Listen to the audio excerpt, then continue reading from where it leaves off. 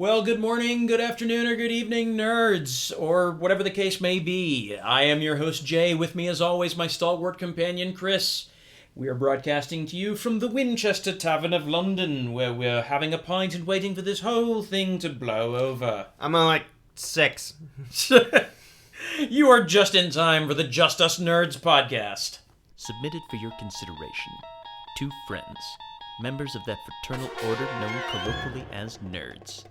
Each day of their lives spent neglecting family and work to discuss the minutiae of pop culture. Watch as these two fools argue the trivialities of capes and cowls, and dance recklessly along the precipice of obsession. They're two nerds who will come together to talk about all things nerdy. At the signpost up ahead, your next stop, the Just Us Nerds podcast. All right, Chris, how you doing, buddy? Good, man. Cool. Cool. You know, just chilling. You know, just doing my own thing. All right. Oh shit, we got a podcast. We got stuff to do, dude. All right, so what'd you read this week? Well, I'm reading The Final Days of Superman. You gonna? Oh shit, he's dying Again. How many? He's dying again. Okay, Again. all right. No, I'm reading this with you. Not with me. We don't sit there and read them together. No, we don't. Yet. He does spell out the big words for me. He lets me know what those are. All right. So DC Comics has this storyline going on. So after a collection of events and trials that have taxed his physiology, Superman learns that he's slowly dying. And so the story is not him searching for a cure, but it rather follows Superman Him accepting death. accepting death. Yeah, looking to put his affairs in order. He's searching for Supergirl. He's saying goodbye to Lana Lang. Saying, "You were my best friend, Bruce." Right? Martha. Martha, you're my best friend. We got our moms. They got the same name. He wants to be buried in Smallville, and he shows Lana. Yeah. I mean, so okay, all right. I'm with you. I mean, it's Death of Superman. We've seen this before. I know. But okay, there's another take on it. Well, the problem is the people who originally read it, now their kids are coming up and they're like, "Look, it's the Death of Superman." To them, it's new. Let me just for a minute before I go on with the kind of describing the story. We've seen the Death of Superman now. Two particular storylines come to mind for me. One is, of course, Death of Superman. Doomsday. Right? He gets killed by the fighting the monster, Doomsday. Right. You mean the one where Batman stood aside and watched? No, Wonder Woman helped? not that one. No, the you're thinking about the movie. You're thinking. You mean the one that looked like an ogre from Lord of the Rings? No, not that one. Not that one. Oh. No. I'm talking about the comic book. Oh, the real one. The real one. The good one. So then we had that one where Superman gets killed. And then we also had, I don't know if you read All-Star Superman. I did. By Grant Morrison. I did. And he kind of faces death in that one, too. But he kind of accepted it in that one, too. He did. So this is sort of another examination of how does Superman deal with his own mortality, which is, okay, interesting story. He kind of gets like, Superman, I don't know how to tell you this, but you're dying of cancer. And he looks and he goes, okay, well, that sucks. I've had a good run. Thanks. Not exactly, not quite. So there are a couple other things going on in this story as he's kind of dealing with his demise. An entity of some kind has attached itself to this parolee and has the ability to transform him into the likeness of Superman. Okay, and I see here you call him Energy Superman. You know what I call him? What? Human Torch Superman. So, yeah, he does kind of resemble Human Torch Superman. Flame on!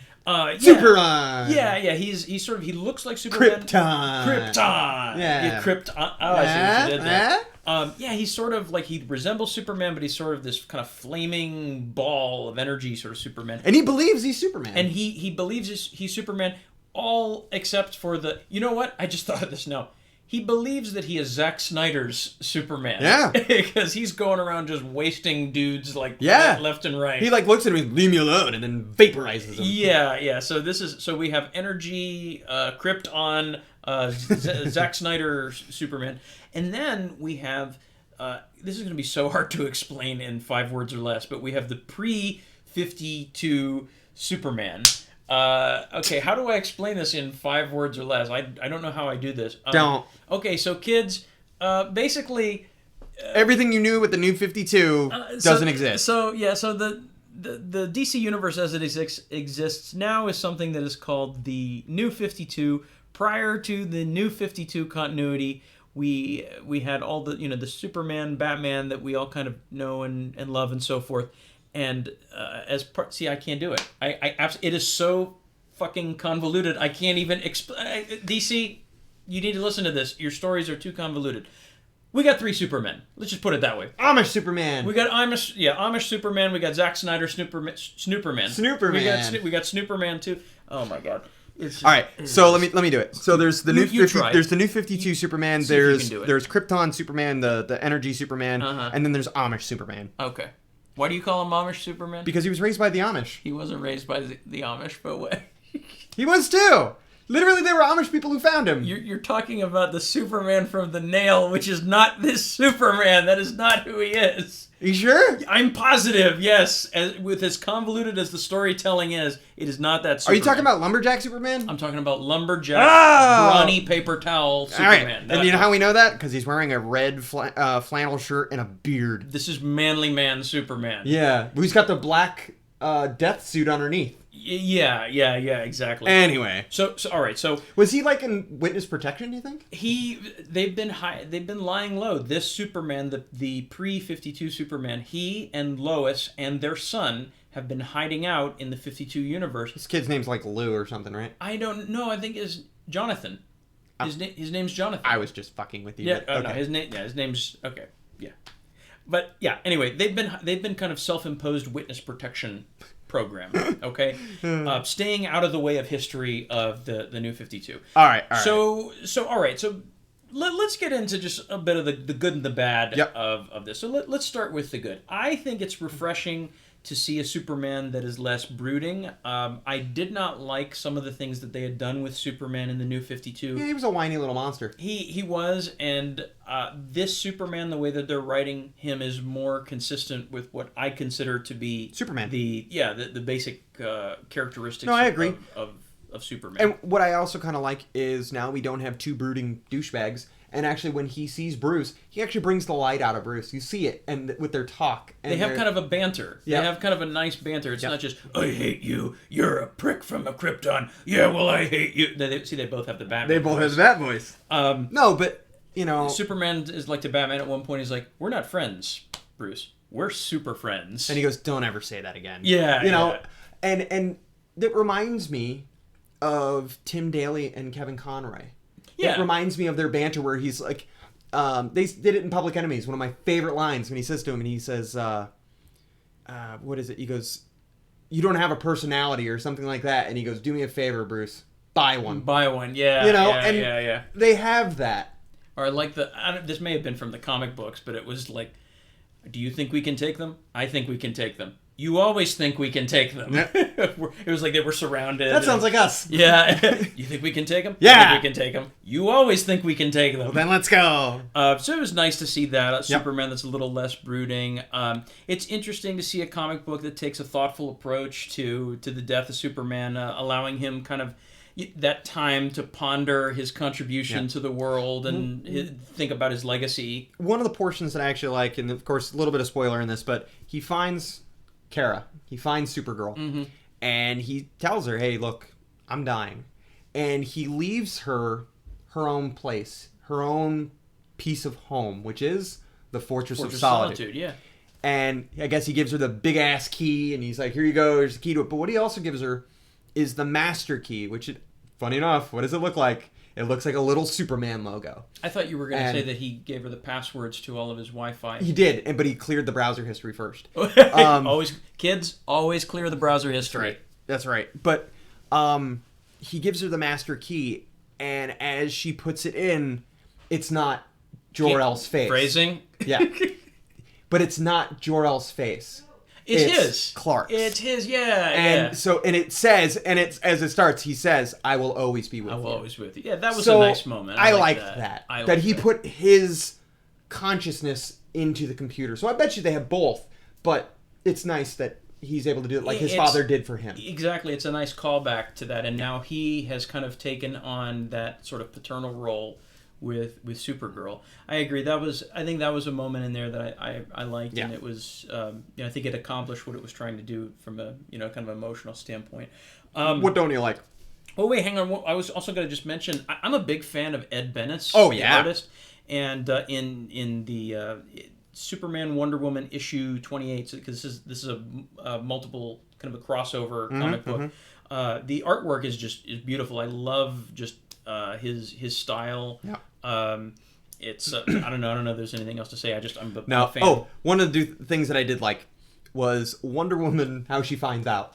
Bruce tells her, and he's like, "Well, I figured you knew." Like that, right. And he kind of tattles, So basically, Batman is kind of like that friend with a big mouth who's kind of like, "Oh, I thought that you knew." Well, the thing is you see her show up and you go, "Uh-oh." Right. And all I can say is, like, for me, like, my heart kind of felt bad because they have a relationship. But then I'm like, do you think she's going to punch a dying man? Because I was like, she might punch a dying man in the face. What the hell, man? I mean, he went back to see his old girlfriend. I mean, that'd be like, Chris, if you found out that you were dying and like you didn't go tell your girlfriend, you went back and like found like your first high school love, and you're like telling her. I mean, what the hell? Yeah.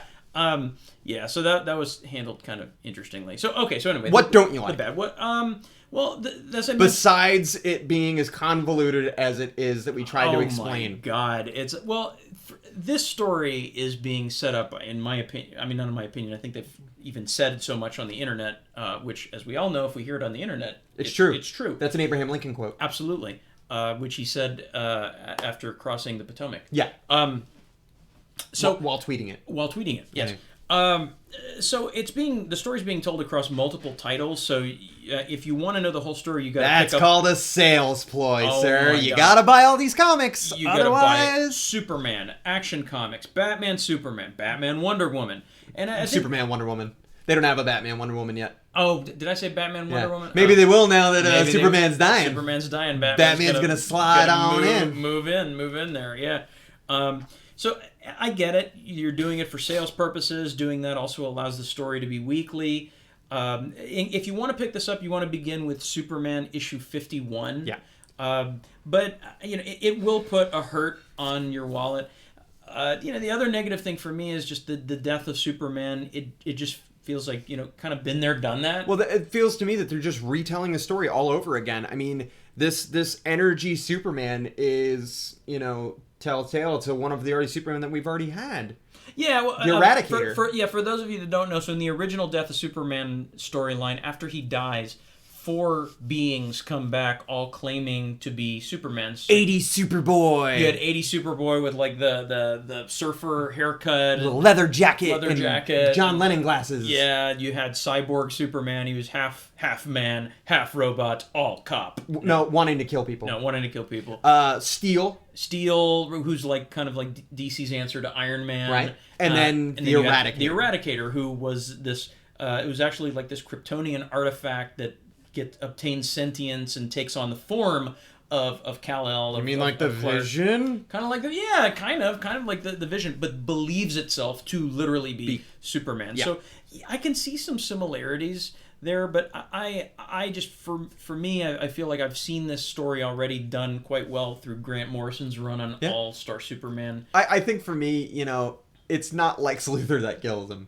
It's his own. He's like, my battery's run down. Deuces. Well, here's the other thing too about the way the story is. Like, what's killing him is fucking convoluted because it's not one thing. It's like 3 different things. Yeah, they put him in a Krypton bath or something. I don't friggin' know. I have no idea. Also, Superman has a new power, by the way, and he can release all the sun's energy out of his body into a solar flare. That was part of it. Does it become a cellophane S?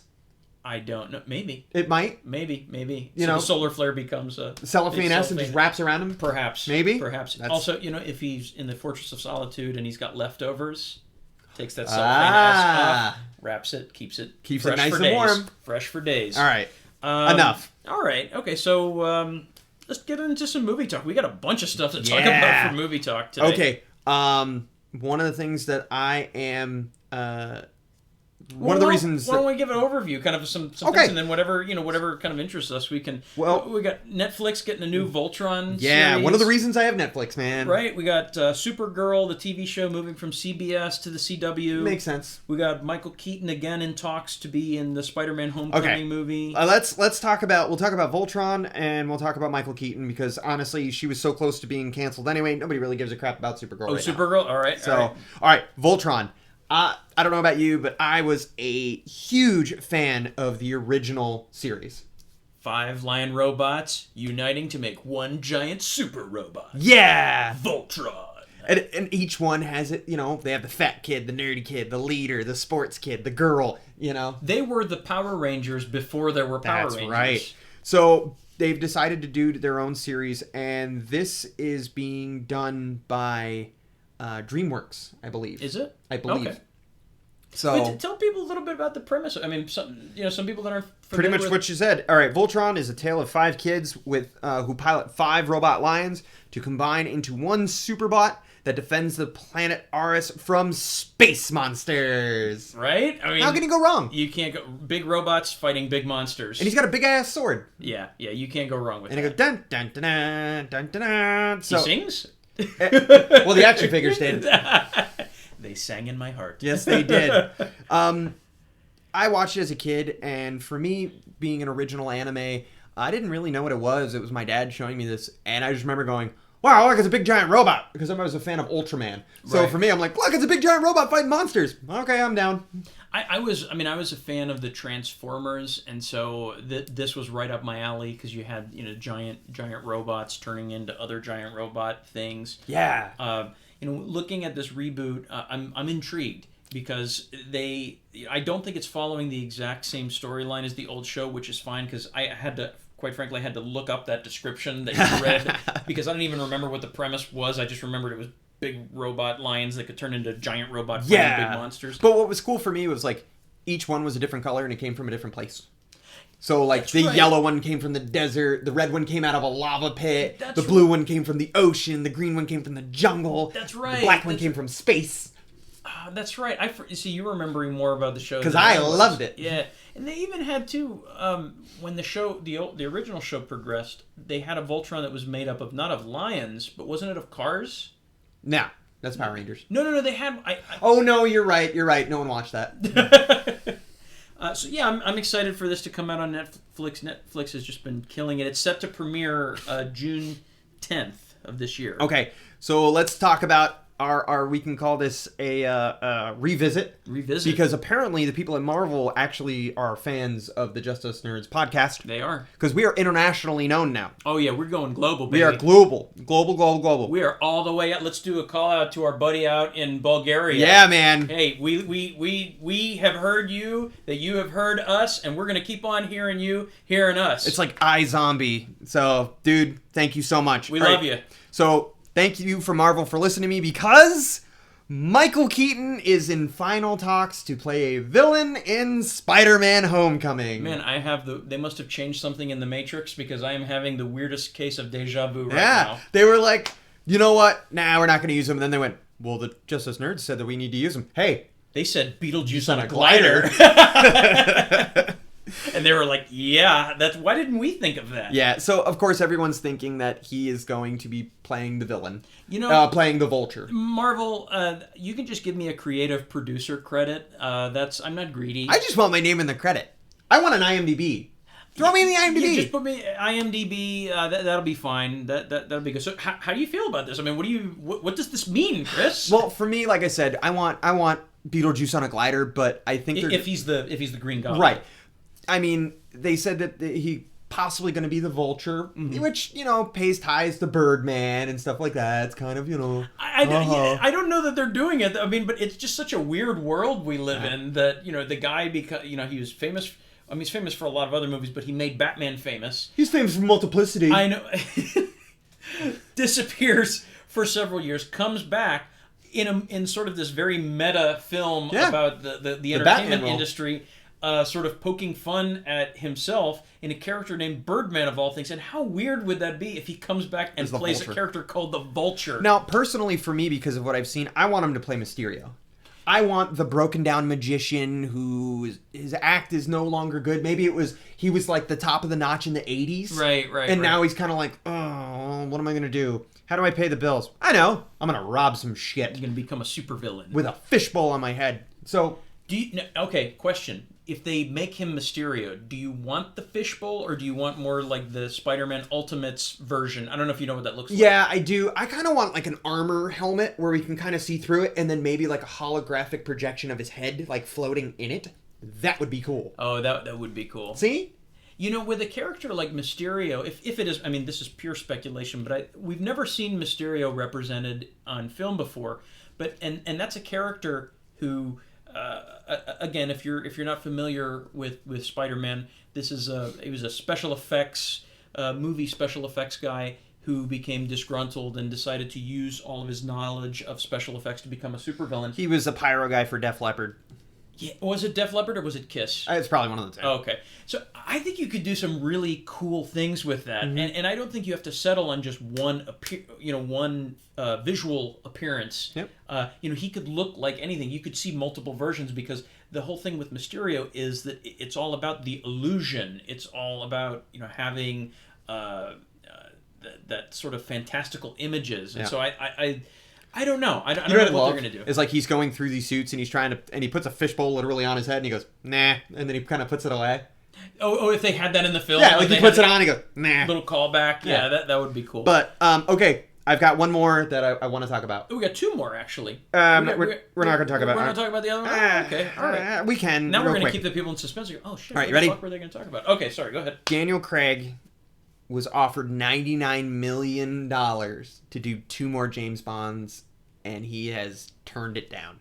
What? So Daniel Craig is no longer going to be James Bond. Oh my goodness. Yeah, I think next to obviously Sean Connery, this guy was my James Bond. Yeah, he I would dare I say surpasses Connery. Don't do it. Don't do it. It's neck and neck. Don't do it. It's neck and neck. Don't do it. The guy Don't do it. He was great. He was really good. And what's funny is people bitched when they first saw him because they were like, James Bond is blonde. He's got blonde hair. I don't like a blonde That James shit. Bond. And then they watched it and they were like, wow, I really like him. And I'm really kind of upset because Spectre was so good. It was so good. And it left that avenue open. I'm like, him and Christoph Waltz, what's going to happen next? You know? And it's not going to happen. Yeah. Who would you like to see replace Daniel Craig? Who could... There are 2 people that they were talking about, and I got kind of interested. One of them is Tom Hiddleston. Loki. Yeah. He's a little thin for me. I was like, Actually, there were 3. There were him, Idris Elba. I mean, I think if you were gonna go, if you were gonna go kind of in a different direction, I think Idris Elba would make a very interesting James Bond. The cool thing is they did this concept of why all the James Bonds look different, and basically 007 is your code name, but also James Bond is your cover. That is your name. Right. So it's not his actual name. That's his code name. Wouldn't that be interesting if they actually... I know that's a fan theory that's out there, but that's a great idea. And then you kind of explain how you've had all of these different actors. And Idris Elba walks in, they're like, okay, you're 007. Here's your ID. Here's your license. Here's your passport. You know, and it gives them all the stuff that says James Bond on it. Yeah, that would be interesting. So, Michael Fassbender, though. Yes, I think he's already shown that he has that perplexity. He can play both ranges, where he can be flirty and all this kind of stuff, but then he'll rip your head off. Well, what about in X-Men First Class? Oh, yes. I mean, those scenes where he's hunting down Nazis, I mean, that had a very James Bond feel to it. And then also where he's in the strip club with the shitty version of Angel. And he's like, more tea, Vicar, and he's just fucking around. He's debonair. He's debonair, but you get a sense, too, that he's physically imposing. I think when you were talking about Tom Hiddleston, he's just... You don't buy him as he's a bad guy. For me, he'll always be a bad guy. I look at him like, no, you're a bad man. And you don't get a sense of him as being that kind of physically imposing presence that you had with like Sean Connery or Daniel Craig. That was kind of like in Skyfall.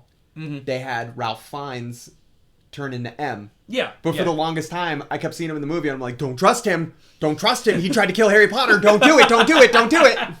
He is he who must not be named. Don't listen to him. Don't look at that nose. That's fake. That is a theater nose. And then when I saw that he was M, I went, oh, well, I guess he's a good guy now. You know, it's weird. I had the same thought when I was watching the movie. I was like, I bet you he's a bad guy. He's a bad guy. I bet you he's a House of Slytherin. You know? Son of a bitch. You son of a bitch. You okay. Slytherin son of a bitch. Slytherin son of a bitch. All right, so that's interesting. All right. So the other story that, I don't know, we're going to just trample over Yeah, we it? kind of can. Supergirl is moving from CBS to the CW, which... Oh, no, fuck Supergirl. I went, fuck Supergirl. No, I was talking about this one, the Batman yes. Killing Joke. Batman, the Killing Joke. I thought that was really weird when you were like, no, we won't talk about fuck that. that. Like, really? No. Like Batman Killing Joke? No, okay. I didn't see that one. All right. The animated adaptation is being released on digital devices July 23rd, Blu-ray August 2nd. And we've already gotten a trailer. It is beautiful. And the best part is, it is rated R. Yeah, this is going to be intense. Yes.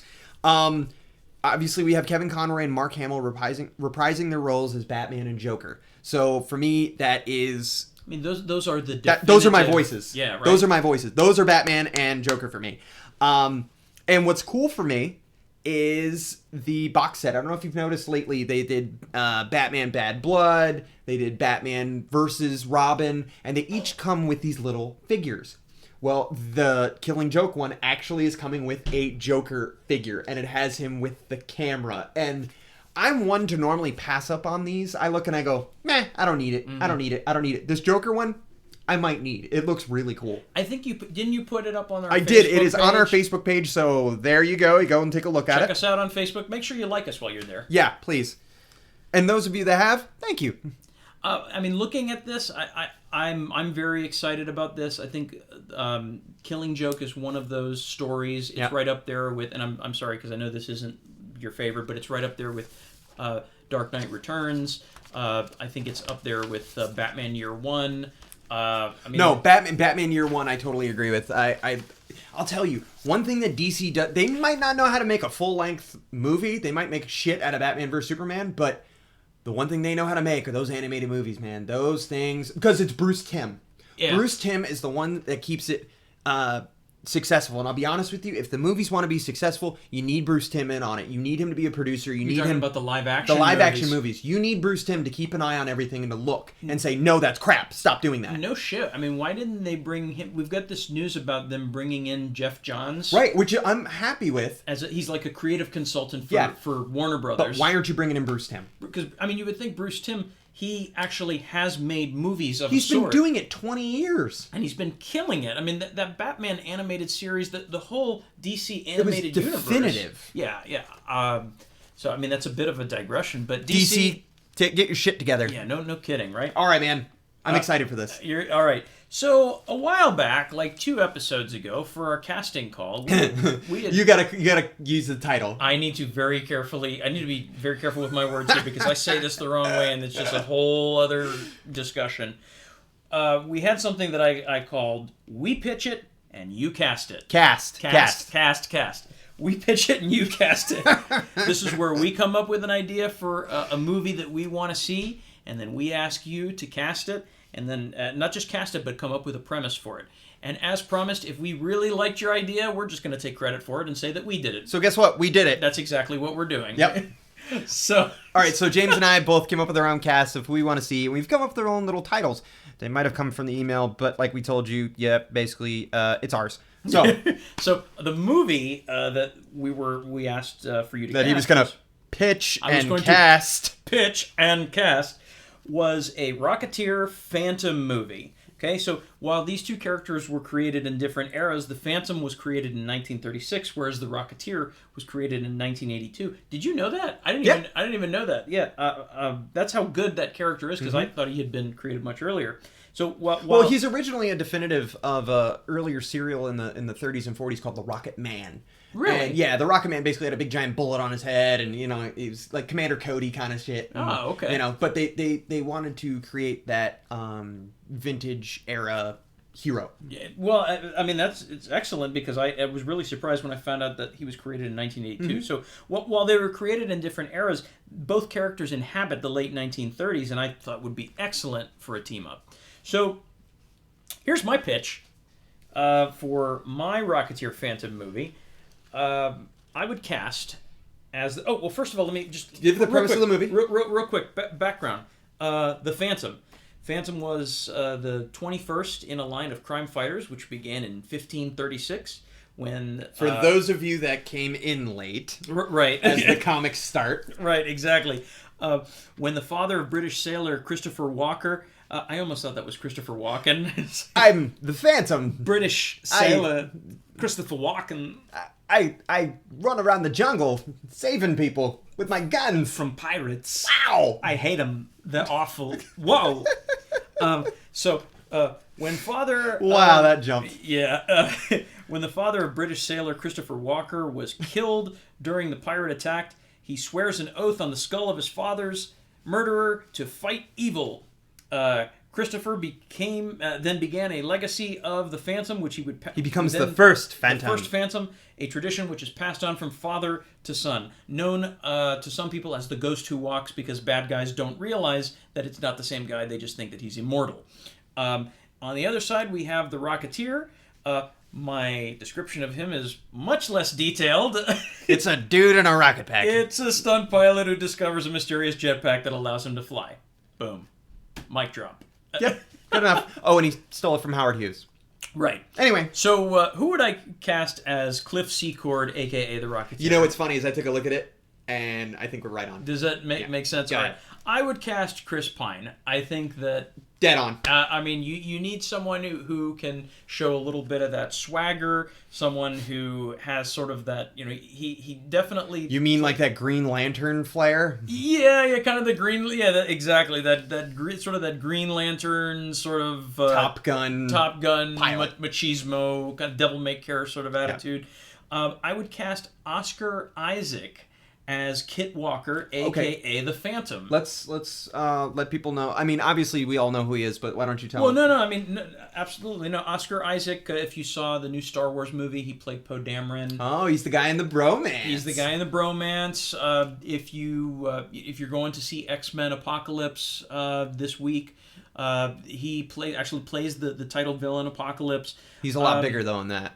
I just, I went through a lot of different names when I was looking at casting the Phantom. I had considered guys like, Vin Diesel. Oh, but no. Yeah. I literally would have just slapped you in the face if you had said Vin Diesel. I wanted someone who, at first I thought, well, the physicality that Vin Diesel has would be good to bring to the role. But Oscar Isaacs, I think, he's a great actor. Oh, yeah. And I think would do really well as the Phantom.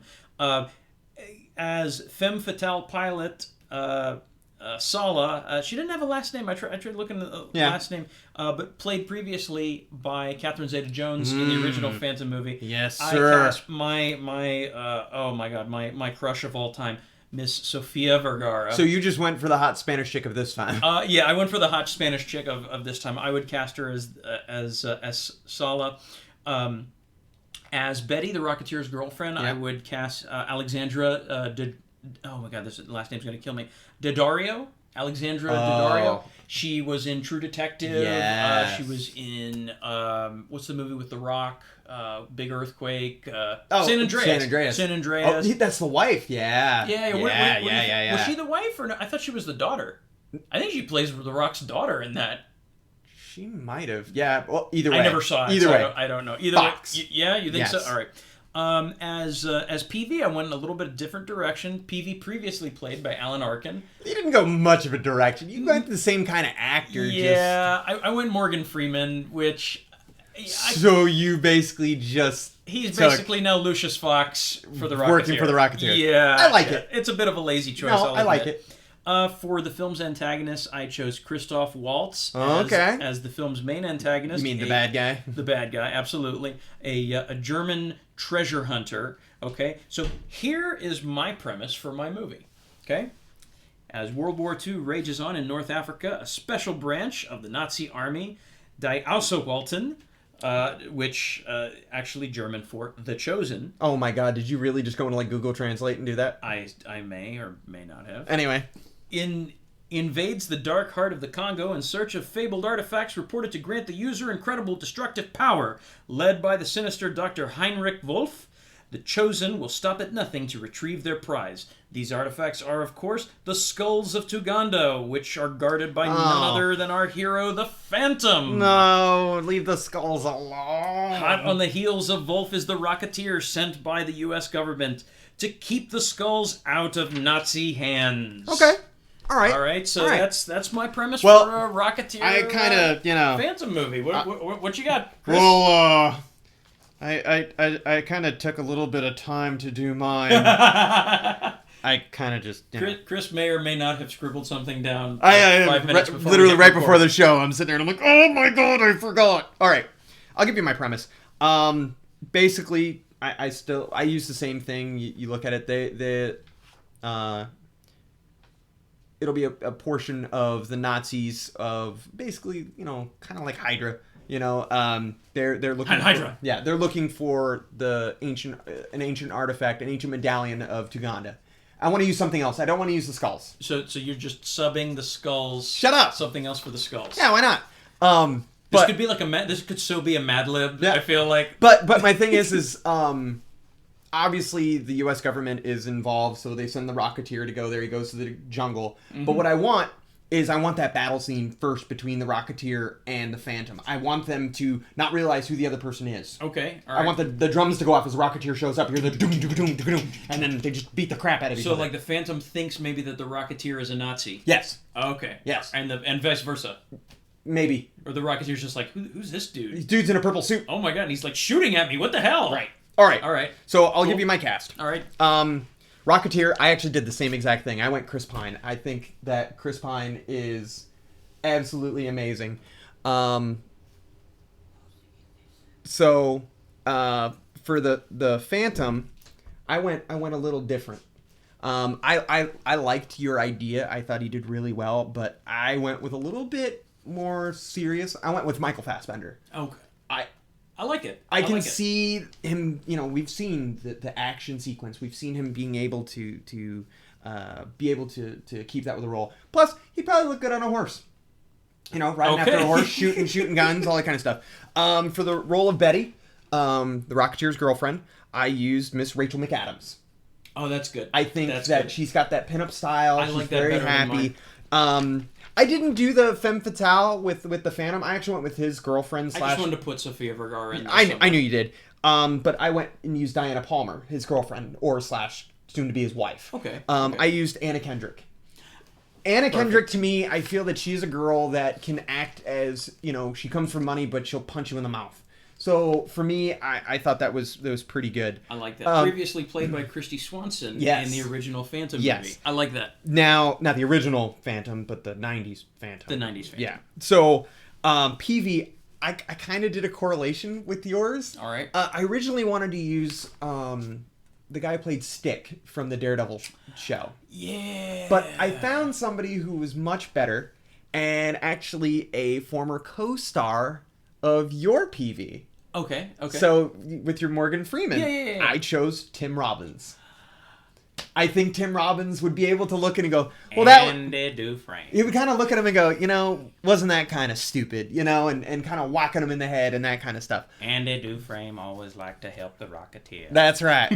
So, but in my bad guy, my ultimate bad guy that I used was I want to use Mark Strong, but then also I was thinking of a sub character with him, and maybe he works for Ralph Fiennes, so you can have the double bad guy. I like that. Like that. I want to Mark Strong answers to Ralph Fiennes, which is something because you always see Mark Strong like he's the bad guy, he's the bad guy in charge. Now he's kind of like, oh, I work for this dude. So I think I like your cast better.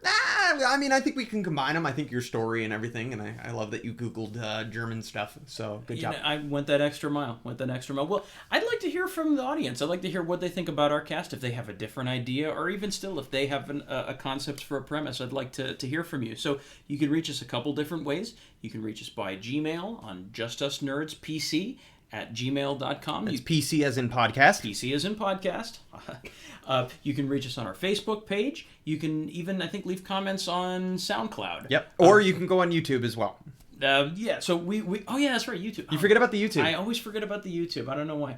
So, yeah, unfortunately, guys, that is all the time that we have for our show. So we're going to have to sign off here. But, tune in next time. I have no clue what we're going to be talking about. Like, literally, I have no clue. Oh, you know what? Actually, that's not true. So we live in the Central Florida area, and it's that time of year again. We're Yes, gonna it be having is. A very special event. What's it going to be, Chris? MegaCon! MegaCon, yeah. So this is MegaCon, not Shaka Khan. not Shaka Khan. MegaCon. But MegaCon. Not King Kong. MegaCon. MegaCon. Yeah, so this is kind of nerd mecca. This is, we're all going to gather in one place. We got some there's some great guests that are going to be there. We got Kevin Conroy, we got William Shatner. Kevin Conroy, William Shatner, George Takei, Adam West, Burt Ward. I mean, just the list goes on. Jason David Frank from Power Rangers. I mean, there's a giant list of people that are going to be there. Now, listen, Jay and I are going to be out and about. If you see us, say hi. If, you want to tell us we suck, go ahead. But, please be nice. But Good luck finding us. Yeah, right. How are they going to find us, Chris? They don't know. Nobody knows what we look like. Yeah, well, I think we can put something up on the website pretty soon. Something close to a depiction that might look like us. All right, very good. Plus, all of our friends who listen to this show, we're going to be out there. So it's happening next weekend. Today is it'll be a week, May 22nd. It'll be a week. It was a week Thursday. All right, a week Thursday, so it's May 22nd now. So a week from now, we're going to be having MegaCon. So we'll have some stories to tell definitely about that. Absolutely, I'm really excited. We may even have a guest star or two on the next show. Yeah. We'll see. We'll see. So anyway, on behalf of myself, your host Jay, with me as always, my stalwart companion Chris. We thank you so much for listening. We have really enjoyed bringing this podcast to you. And remember, the rifle over the... Come on, dude. Don't ruin it. Oh, my God. I ruined it. No, just remember, dogs can look up. We'll talk to you next time. Have another pint.